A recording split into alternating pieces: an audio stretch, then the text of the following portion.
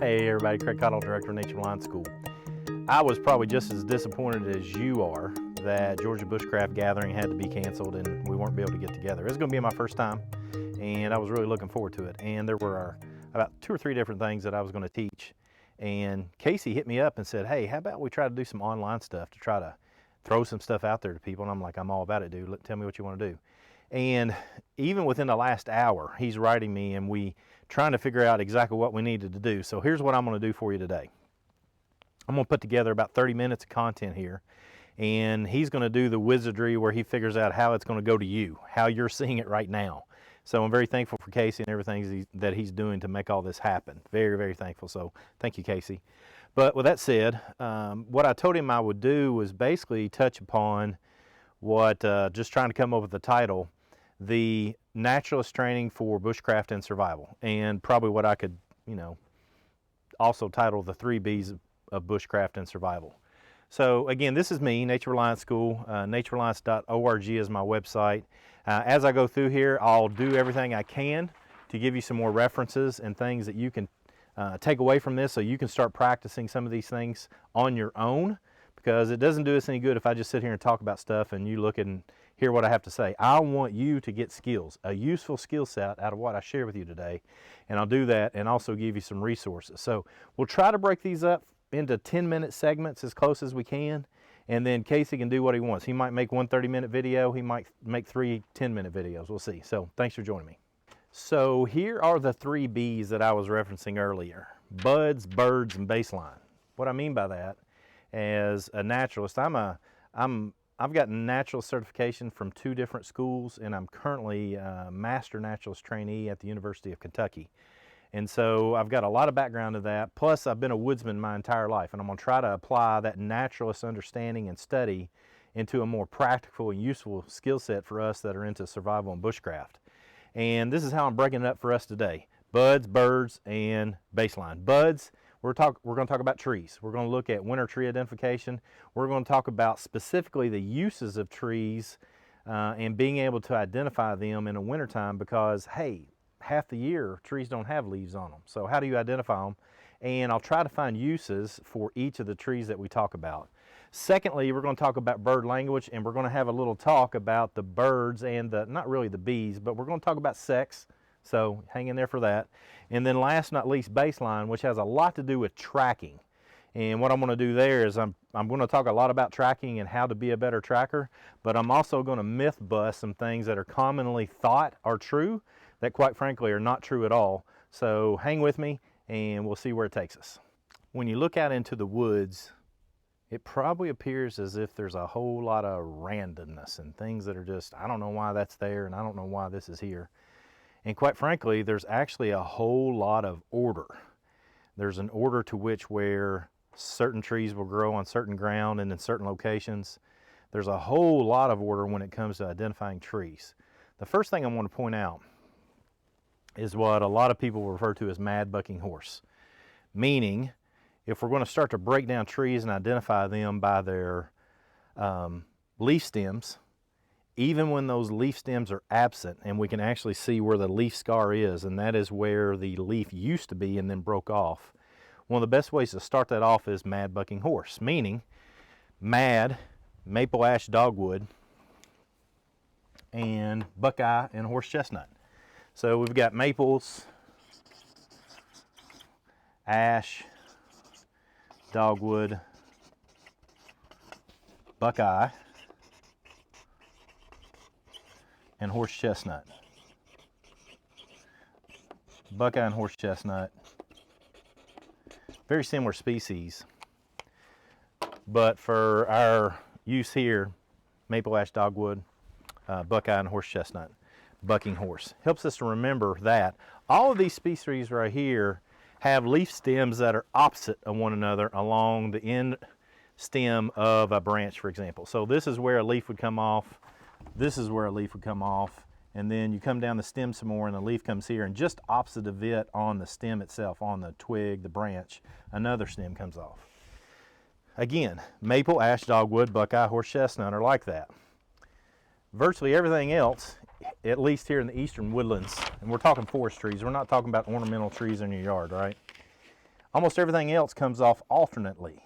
So a leaf stem comes off, you come down the branch, another one comes off the other side, and then go back to the other side and get back to the other side. There's a whole lot more to this, but this is the first generalization that we come to when trying to bring order and studying what it is that we're looking at. So let me go ahead and get some of these stems, and I'll show you what I mean and come back to you. All right, so these stems left to right are maple, ash, and dogwood. So you'll note that the leaf stems that are not here right now, this is where the leaves are going to come out, or were going to come out before I cut these off, are opposite of one another. Same thing right here on the ash, and then again, same thing here on the maple. So they're opposite of one another. Let me talk about each. Now what we have, again, sorry my paper's blowing here. That's our first thing, the opposite branching along the stem. Now, as far as ash is concerned, number one, look, it's fairly straight, isn't it? Not all of these are real straight, like there's a lot of curvature and zigzag, if you will, to the maple, and a little bit of that also goes along with the dogwood. But the other thing that we can look at on the ash, and it's going to be hard to pick this up on camera, but the end of an ash looks like a Phillips head screwdriver. End of the maple has, in this particular case, is a red maple. It has scales for the leaves that are getting ready to pop out, and they're reddish. And then on the dogwood, what you'll often see, once you determine that it is a dogwood, you can look up in the tree and there's these little umbrella looking things that are hanging off the top of the tree throughout the winter. And those are the three ways, real quick ways, that I can just look at a tree in the wintertime, no leaves, don't even have to look at the bark yet, and I can determine what species of tree that we're looking at. Now, let's talk about a couple of other things, and then we'll talk about uses for each of those. All right, so this is Acer Rubra, which is a red maple tree. And first off, I can look up in the tree and you're going to see that opposite leaf stems on the branches above.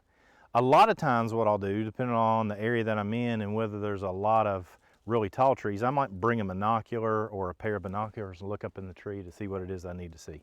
So why is this important for survival and bushcraft? Well, most of us know that sugar maple has the ability to give us that sweet water that we're going to turn into maple syrup, right?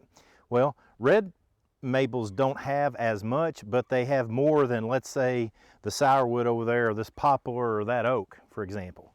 And so being able to identify this tree for survival and bushcraft, let's say there's a wound or we create a wound in it. Late winter, it's going to pour the water out of it, and it's going to have more of that sucrose derivative in it than, let's say, these other trees, and that's going to be nourishment, going to be calories, could be carbs for what it is that we need to be able to nourish ourselves. So this is a fantastic tree to be able to identify. What we're looking at here is an ash tree. Again, we're looking at that opposite branching. That's what I can see right here. Look back and follow this tree down. It runs into this larger tree that I actually cut up for some firewood last year.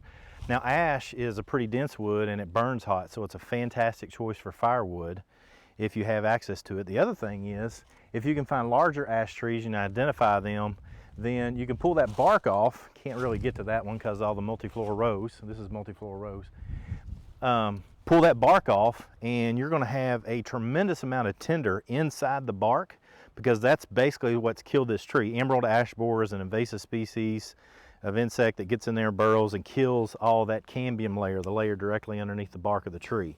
And so if I recognize, hey, that's a big old ash tree over there and it's dead, I can do that by defining that with the opposite branching. Then I know that's a huge resource for fire tinder, firewood, and all sorts of bushcraft and survival uses due to fire.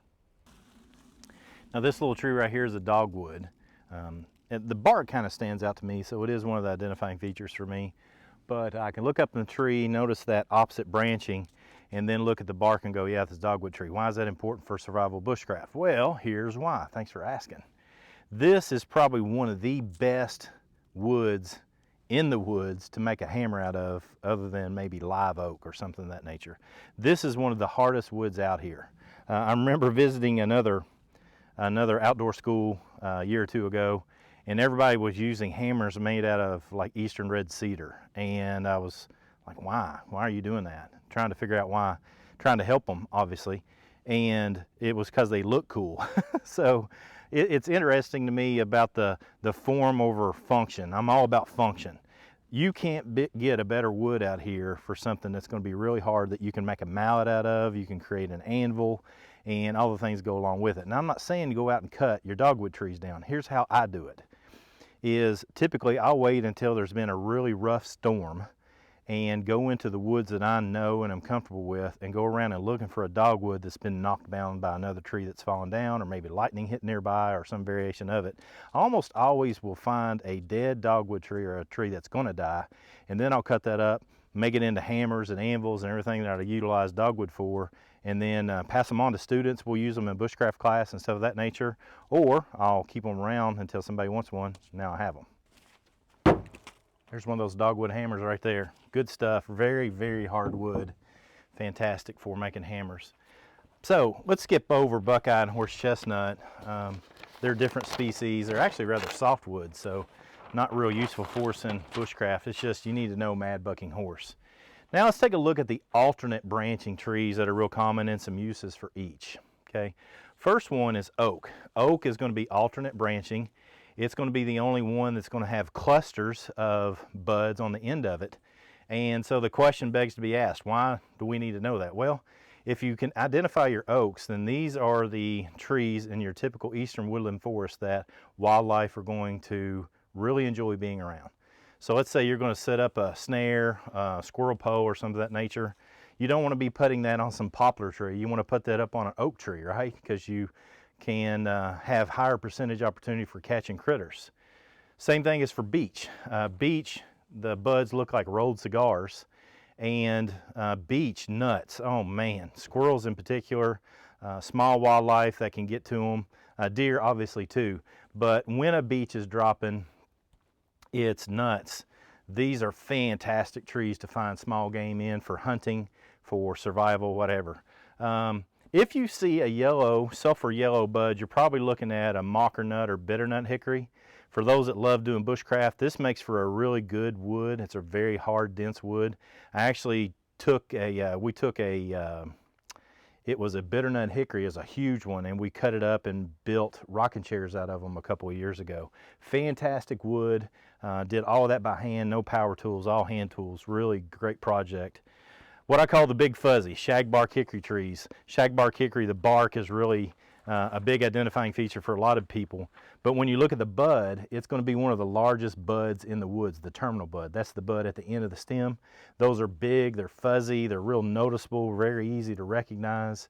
And shagbark hickories are a fantastic tree to know in late summer, early fall. That's where squirrels like to congregate. It's one of the first nuts they hit really hard, as well as bats like to nest in shagbark hickory because the bark comes off and creates shelter for them, as well as a lot of insects.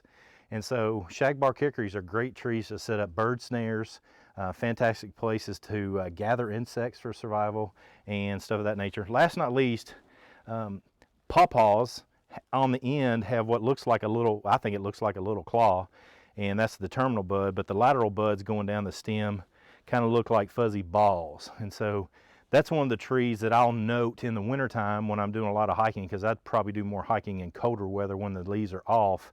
Note where they are, put them on my GPS or something of that nature, and then come looking for pawpaws in the fall when they start to drop.